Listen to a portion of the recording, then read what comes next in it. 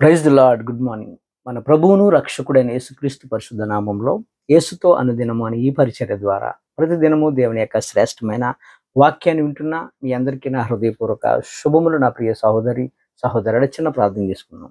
మహాగణుడ పరిశుద్ధుడ కృపగల తండ్రి, ఈ మాటలు వింటున్న నా ప్రియ సహోదరి సహోదరులందరినీ మీరే దీవించి ఆశీర్వదించి ఫలింపచేయమని ఈ వాక్యం ద్వారా నాయన ప్రభా నాయన ప్రభా బలపడి స్థిరపడి ఈ వాక్యములో ఉంటున్న సత్యాన్ని మా హృదయంలో భద్రపరుచుకొని ఈ వాక్యానుసారంగా జీవించే భాగ్యము మా అందరికీ మీరు అనుగ్రహించమని యేసయ్య పుణ్యనామంలో ప్రార్థించి వేడుకొనిచున్నాం మా యెహోవా తండ్రి. ఆమేన్. God bless you. దేవుడు ఈ రోజు మనతో మాట్లాడుతున్న మాట ఏంటంటే, సమస్యలు లేని వారు ఈ భూమి మీద ఎవరైనా ఉంటారండి? నాకు తెలిసుండైతే ఎవరు ఉండకపోవచ్చు కదా. రైట్. ఈరోజు దేవుని వాక్యం సెలవిస్తుంది, ముందు సమస్యను చూసి సమస్య కొరకు ప్రార్థన చేయొద్దు. సమస్యను చూసి ఎప్పుడు కూడా ప్రార్థన చేయొద్దు. ఆ సమస్య కొరకు ప్రార్థన చేయొద్దు. ఫస్ట్ మనం చేయవలసింది ఏంటంటే, సమస్య, బాధ, నొప్పి, కష్టము, నష్టము అది నీకు తెలుసు, అది నీలో ఉందని. ముందు మనం చేయవలసింది ఏంటి అంటే, సమస్య వైపు చూడొద్దు. అయ్యో నాకు ఇది తగ్గించే ప్రభా అని కాదు. దాన్ని తగ్గించే ప్రభా, దీన్ని పోగొట్టే ప్రభా, దీన్ని తీసే ప్రభా అనే ముందు మనం చేయవలసింది ఏంటంటే, ప్రభు వైపుకి తిరిగి ముందు దేవునికి ప్రార్థన చేయి, దేవుని ఆరాధించు, దేవుని మహిమపరచు. ఫస్ట్ మనం చేయవలసింది అది. ప్రార్థన వెంటనే మనం స్టార్ట్ చేయగానే, ప్రభా ఇది నా నుంచి తీసే ప్రభా, నా నుంచి తొలగించే ప్రభా అని మనం ఆ సమస్యను చూసి ప్రార్థన చేస్తాం. సమస్యను చూసి ఎప్పుడైతే మనం ప్రార్థన చేస్తామో, మనం భయపడుతూనే ప్రార్థన చేస్తాం. అయ్యో తగ్గుతుందా తగ్గదని. అదే ప్రభు వైపు చూసిన తర్వాత ప్రార్థన చేసామా, ప్రభు ప్రార్థనలో మనకు ఆలోచన ఇస్తాడు, ఆయన అభిషేకాన్ని ఇస్తాడు, ఆయన దీవెనిస్తాడు. మనం ధైర్యంగా సమస్యతో మనం మాట్లాడగలం.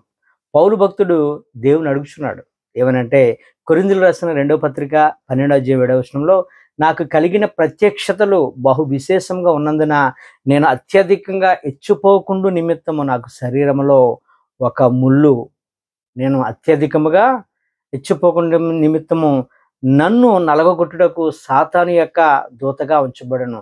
అంటే ఎక్కడ గర్వం వచ్చేస్తుందేమోనని దేవుడు ఏం చేశాడు అని అంటున్నాడు. ఈయన సాతాను యొక్క దూతగా ఆ ముళ్ళు నాలో పెట్టాడని పౌలు భక్తుడు మాట్లాడుతున్నాడు. ఆయన కూడా మనలాగే శారీరక సంబంధమైన మాట ద్వారా అంటున్నాడు, ప్రభువా దీని నా నుంచి, అది నా యొద్ద నుంచి తొలగిపోవాలని. దానికోసం ఎన్నిసార్లు ప్రార్థన చేశాడట? ముమ్మారు ప్రభుని వేడుకున్నాడండి. 3 సార్లు ప్రభుని వేడుకున్నట్లుగా మనం చూస్తాం 12వ అధ్యాయం 8వ వచనంలో, కొరింథీయులకు రాసిన 2వ పత్రిక 12:8లో. అలాగే 12:9 అంటాడు, అందుకు నా కృప నీకు చాలును అని ప్రభు మాట్లాడుతున్నారు. బలహీనతలు యందు నా శక్తి పరిపూర్ణమగుచున్నదని ఆయన నాతో చెప్పాను. కాగా క్రీస్తు శక్తి నా మీద నిలిచియుండు నిమిత్తము విశేషంగా నా బలహీనతల యందే బహు సంతోషముగా అతిశయపడుతున్నానని. ఇంకా ప్రభు ఎప్పుడైతే మాట మాట్లాడారో, ఆ ముళ్ళుని చూడలేదు పౌలు భక్తుడు, ప్రభువుని చూశాడు. ప్రభువుని చూస్తూ ముందుకు వెళ్ళిపోయాడు. కానీ ప్రాబ్లం హృదయంలో ఉంటే మనం ఎవరైనా ప్రార్థన చేయగలమండి? కష్టము నష్టం మన వాళ్ళు ఎవరైనా హాస్పిటల్ ఉంటే ప్రార్థన వస్తుందా? ప్రార్థన రాదు. ఎంత ప్రార్థన చేసినప్పుడు కూడా వాళ్ళ కొరకే చేస్తాం, వాళ్ళే మన కళ్ళల్లో కనబడుతుంటారు, అదే గుర్తుకొచ్చేస్తూ ఉంటుంది. అయినా సమస్య నుండి మనం ఏమీ చేయలేం. సమస్య మనకు ఉందనుకోండి, మనం ఏమీ చేయలేం, నిమిత్త మాత్రము. కానీ ఆ సమస్యను మనం చూడకుండా, ఆ సమస్య మనకు ఉన్నప్పుడు కూడా ప్రభు మీద ఆధారపడటం ఫస్ట్ మనం నేర్చుకోవాలి. ముందు ప్రభు వైపుకు చూడాలి, ప్రార్థించాలి, ఆరాధించాలి. అప్పుడు ప్రభుకి మనం ఇష్టమవుతాం. అప్పుడు ప్రభు ఆ సమస్య మనలో ఉండాలా లేదంటే తీసేయాలా అనేది ప్రభు ఇష్టం. మనం ఏం చేయాలి? ప్రభుకు లోబడి ఉండాలి, అంతే తప్ప ప్రశ్నించే వారిగా ఉండకూడదు. అయితే ఈరోజు మనం మాట్లాడుతున్న మాట ప్రకారంగా యొప్పేలో తబిత అనే స్త్రీ చనిపోయింది. ఆమెకు దోర్కాను మారు పేరు కూడా ఉంది. ఆమె చాలా ధర్మకార్యాలు చేసే స్త్రీ అని బైబిల్లో రాయబడి ఉంది. ఆమె కంప్లీట్ డెడ్ అయిపోయింది, చనిపోయింది. ఆమెకు స్నానం చేసి మేడ గదిలో ఆమెను పెట్టేశారు. శవంగానే ఉంది. లుద్దాలో పేతురు ఉన్నారని అక్కడ ఉంటున్న వారు గ్రహించి, లుద్దాకు యొప్పేకు చాలా దగ్గర, ఈజీగా వెళ్ళొచ్చేయచ్చు, చాలా దగ్గర. ఒకవేళ సపోజ్ ఉంటే ఒక 5-6 కిలోమీటర్లు ఉండొచ్చేమో ఉదాహరణకు, చాలా దగ్గరగా ఉందన్నమాట. వెంటనే వారు తడవు చేయకుండా వెళ్ళి పేతురుని పిలిపించుకున్నారు. యొప్పేకి పిలిపించుకున్నారు. కాబట్టి పేతురు వారితో వచ్చాడు. వచ్చి అక్కడ వాతావరణం చూస్తే అంత దుఃఖంతో నిండిపోయి ఉంది. ఏడుపులు, చనిపోయిన ఆ తబిత కొరకు అందరూ ఏడుస్తున్నారు. ఎందుకంటే ఒక మంచి వ్యక్తి చనిపోయింది. ధర్మకార్యాలు చేసే వ్యక్తి చనిపోయింది. ఏడుపు వస్తుంది కదా. ఒక మంచి వ్యక్తి వెళ్ళిపోతే అందరూ బాధపడతాం. మరి ముఖ్యంగా అక్కడ ఉన్న వృద్ధులు చాలా మంది ఏడుస్తున్నారంట. ఎందుకు అంటే వృద్ధుల్ని ఎవరో పట్టించుకోరు. ఆ వృద్ధులకి ఈ యొక్క తబిత చక్కని చిరిగిపోయిన బట్టలు కుట్టడం ఇవన్నీ, ఆమె ఒక టైలర్గా కనబడుతుంది అక్కడ. అంతగా వారిని ఆదరించే స్త్రీ. ఇంకా వారు ఏడుస్తున్నారు. పేతురు గారు వారందరినీ దాటుకొని ఆ శవం ఉన్న చోటికి, ఆ తబిత ఉన్న మేడగదిలోనికి వెళ్ళాడు. వెళ్ళి ఆయన చేసిన మొట్టమొదటి పని ఏంటో తెలుసండి? వెళ్ళటంతోనే దేవుని వైపుకు చేతులు చాపి ప్రార్థన చేశాడు. ఫస్ట్ వెళ్ళగానే దేవుని వైపుకు చేతులు చాపి ప్రార్థన చేశాడు. ఆయన అక్కడ సమస్యను, చావును చూడలేదు. ప్రభువును చూశాడు. ప్రభువును చూసి ప్రార్థన చేశాడు. ఆ తర్వాత తబిత కొరకు ప్రార్థన చేసినట్లుగా మనం చూడొచ్చు. అపోస్తుల కార్యములు 9:40 ఈ మాట మనం చూడొచ్చు. పేతురు అందరిని వెలుపలకు పంపి మోకాళ్ళూని ప్రార్థన చేసి శవం వైపుకు తిరిగి తబిత లెమ్మనగా ఆమె కన్నులు తెరిచి పేతురుని చూచి లేచి కూర్చోండి. అక్కడ ఏం జరిగింది? వెళ్ళటంతోనే ఆయన దేవునికి ప్రార్థన చేశాడు, ఆరాధించినట్లుగా మనం చూస్తాం.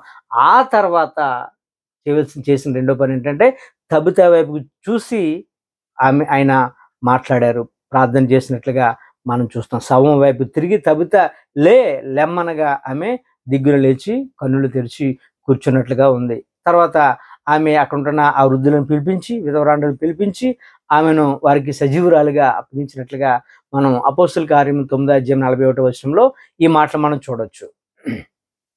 చాలా వండర్ఫుల్ జరిగింది అక్కడ. దేవుడు ఆయన మన నుండి కోరేది నన్ను చూడండి అంటున్నాడు. ఫస్ట్ మన నుంచి ఆయన ఆశించేది ఫస్ట్ నన్ను చూడండి, లోకాన్ని కాదని ప్రభు మాట్లాడుతున్నారు. దేవుడైన యెహోవా మోషేని పిలిచినప్పుడు వెళ్ళి నా ప్రజలు ఐగుప్తులో ఉన్నారు, వాడిని తీసుకురమ్మన్నప్పుడు మోషే భయపడ్డాడు. ఆ ప్రజలను చూసి భయపడ్డాడు. ఎందుకంటే ఆల్రెడీ అక్కడ ఒక మర్డర్ చేసి వచ్చాడు మోషే. అక్కడికి వెళ్తే ఫరోకు దొరికిపోతాను, నన్ను చంపేస్తాడని. ఆ ప్రజలకి ఏం తెలియదు. అక్కడ ఉంటున్న ఇశ్రాయేలుకి మోషే అంతగా తెలియదు. ఎందుకంటే చిన్నప్పటి నుంచి కూడా ఆ ఐగుప్తులోనే పెరిగాడు. ఫరో కుమారుడిగా, ఫరో ఇంటి రాజకుమారుడిగా బ్రతికాడు మోషే. అయితే అడుగుతాడు దేవుణ్ణి, అయ్యా నేను అక్కడికి వెళ్తే ఆ ప్రజలు నన్ను గుర్తించరు కదా, నేను ఏమని, నువ్వెవరమని చెప్పాలి అంటే నిర్గమాకాండము 3:13 ఉంటుంది. మోషే చిత్తగించుము, నేను ఇశ్రాయేలు వద్దకు వెళ్ళి వారిని చూచి మీ పితరుల దేవుడు మీ వద్దకు నన్ను పంపినని వారితో చెప్పగా వారు ఆయన పేరేమి అని అడిగిన ఎడల వారితో నేనేమి చెప్పాలి అని మోషే అడిగితే దేవుడు అంటున్నాడు 14 నిర్గమాకాండము 3:14 అందుకు దేవుడు నేను ఉన్నవాడును అనువాడనే ఉన్నానని మోషేతో చెప్పాను, మరియు ఆయన ఉండునను వాడు మీ వద్దకు నన్ను పంపినని వెళ్ళి ఇశ్రాయేలుతో చెప్పమని మోషేని పంపించినట్లుగా చూస్తాం. ముందు భయం వేస్తుంది మనకి, కానీ మన దేవుడు మన పక్షముకుండగా దేనికి మనం భయపడవలసిన పని లేదండి. బేతనీ అనే ఊరిలో యేసు ప్రభుకి ఇష్టలు ఉన్నారు బాగా. మార్తా, మరియా, లాజరు చనిపోయారు. ఆ ఊరు బేతనియా. వచ్చి లాజరు సహోదరిని బలపరిచాడు యేసుప్రభు 4 రోజుల తర్వాత వచ్చి బలపరిచి వారిని దుఃఖాన్ని చూసి బాధపడ్డాడు. ఆయన కూడా ఏడ్చాడు, వారితో దుఃఖాన్ని పంచుకున్నాడు. వారి మధ్య వారికి ఉంటున్న ప్రేమను బట్టి వెళ్ళాడు. లాజరు ఉన్న సమాధి దగ్గరికి వెళ్ళి ఏం చేశాడు? మొట్టమొదటిగా లాజరు బయటకు రానలే. ఫస్ట్ ఆయన అన్నమాట దేవుణ్ణి ప్రార్థించాడు. ఫస్ట్ ఆయన వెళ్ళగానే ప్రార్థించాడు, ఆరాధించారు. అప్పుడు లాజరు బయటికి రా అని పిలవగానే లాజరు బయటకు వచ్చినట్లుగా మనం చూస్తాం. యోహాను సువార్తలో 11:41 మాట మనం చూడొచ్చు. అంతటా వారు రాయి తీసివేసిరి. యేసు కన్నులు పైకెత్తి, తండ్రి నీవు నా మనవి వినునందున, ప్రార్థన చేస్తున్నాడు యేసయ్య, తండ్రి నా మనవిని వినునందున నీకు కృతజ్ఞతాస్తుతులు చెల్లించుతున్నానని అక్కడ ప్రార్థన చేశాడు, దేవుణ్ణి గణపరిచాడు, ఆరాధించాడు. అప్పుడు 11 యోహాను సువార్త 11:42 నువ్వు ఎల్లప్పుడూ నా మనవి వినుచున్నావని నేను ఎరుగుదును, నా మాటలు నువ్వు వింటున్నావని నేను ఎరుగుదును తండ్రి అని ప్రభు మాట్లాడుతున్నాడు. కానీ నీవు నన్ను పంపితువని ఇక్కడ ఉంటున్న చుట్టుపక్కల ప్రజలందరూ జనసమూహము నమ్మునట్లు ఈ మాట చెప్పితినని అక్కడ మాట్లాడారు ప్రభు. ఆ తర్వాత లాజర్ని పిలిచాడు. ఇలా ప్రార్థన చేసి దేవుని గణపరిచిన తర్వాత లాజర్ని పిలిచాడు. అంతే తప్ప వెళ్ళటం లాజర్ని పిలిచినట్లుగా మనం చూడం ఇక్కడ. అందుకనే యోహాను సువార్త 11వ అధ్యాయం 43వ వచనంలో అప్పుడు ప్రార్థన చేసిన తర్వాత, ఆరాధించిన తర్వాత అప్పుడు పిలుస్తున్నాడు. ఆయన ఆయన అలాగూ చెప్పి లాజరు బయటికి రమ్మని బిగ్గరగా చెప్పగా అప్పుడు లాజర్ బయటికి వచ్చినట్లుగా మనం చూస్తాం. దేవుడు మనం ఏది చేసినప్పుడు కూడా సమస్యను ఎప్పుడు చూడొద్దు. ముందు ప్రభువుకి ప్రార్థన చేయండి. సమస్యను మనం ప్రార్థన చేసామా, సమస్యను పెట్టుకొని ప్రార్థన చేసామా, మనం దేవుణ్ణి హృదయంలో ఉంచుకోలేనట్టుగా భయం ఉంటుంది, తుడుకుంటుంది, ప్రార్థన రాదు, అలజడి, విశ్వాసం ఉండదు. అవిశ్వాసంతో మనం ప్రార్థన చేస్తాం. అదే దేవునికి ముందు ప్రార్థన చేసి మనం ఆ సమస్య కొరకు ప్రార్థన చేస్తే విశ్వాసంలో బలవంతులుగా మనం ఉంటాం. చూడండి, సునేమి పట్టణంలో మరి ఒక సునేమిరాలు ఉంది.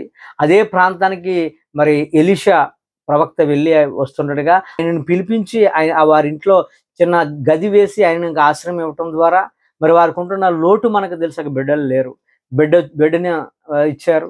ప్రార్థన చేయగా బిడ్డ కలిగాడు. అలా కొన్ని దినాలు అయిన తర్వాత బిడ్డ చచ్చిపోయాడు. చచ్చిపోయిన తర్వాత మరి ఆ తల్లి ఎలీషా దగ్గరికి తీసుకొని వెళ్తుంది, ఆ కుమారుని తీసుకొని వెళ్తుంది.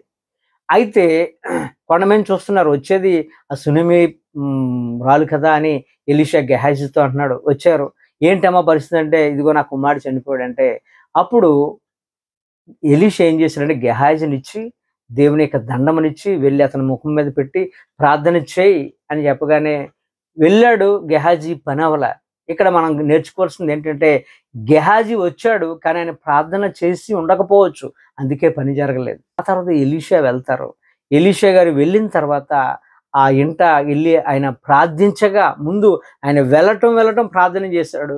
ఆ తర్వాత ఆ యొక్క బిడ్డ మీద సాష్టంగా పడుకుని అని తర్వాత వచనాల్లో మనం చూడవచ్చు. ఇది మనకి 2 రాజుల గ్రంథము 4వ అధ్యాయం 32వ వచనంలో ఎలీషా వచ్చి ఆ ఇంట చొచ్చి బాలుడు మరణమై ఉండి తన మంచం మీద పెట్టబడి ఉండి చూచి, 2వ రాజుల గ్రంథం 4వ అధ్యాయం 33వ వచనంలో తానే లోపలికి పోయి వారిద్దరే లోపల ఉండగా తలుపు వేసి యెహోవాకు ప్రార్థన చేసి అని ఉంటుంది. తలుపు వేసి ప్రార్థన చేశాడు. అప్పుడు ఆ చిన్నవాడి మీద ఆయన పరువును బట్టి వెట్టకలగ్గా అతడు బ్రతికినట్లుగా మనం చూస్తాం. ఈ వాక్యంను బట్టి మనం నేర్చుకోవాల్సింది ఏంటంటే, ప్రాబ్లంని ఎప్పుడు చూడొద్దు నా ప్రియ సహోదరి సహోదరుడా. ప్రాబ్లం మనం చూసామా, ఆ ప్రాబ్లం మనం ఇంకా భయపెట్టే విధంగా ఉంటుంది. ముందు ఎంతటి సమస్య అయినప్పటికీ కూడా ప్రార్థన చేయి, ఆరాధన చేయి, దేవుణ్ణి అడుగు, ఆ సమస్యను మర్చిపో. ప్రార్థనలో దేవుణ్ణి అయ్యా నన్ను బలపరచయ్యా, నీ శక్తిని ప్రభని ప్రార్థనలో దేవుని ఆరాధించిన తర్వాత అప్పుడు నువ్వు ఏ సమస్యతో ఉన్నావో ఆ సమస్య కొరకు ప్రార్థన చేయి. దేవుడు నీ పక్షంగా ఉండి కార్యం చేస్తాడు. ఈ కొద్ది మాటలు దేవుడు మనందరి జీవితంలో నెరవేర్చును గాక. ఆమేన్. God bless you.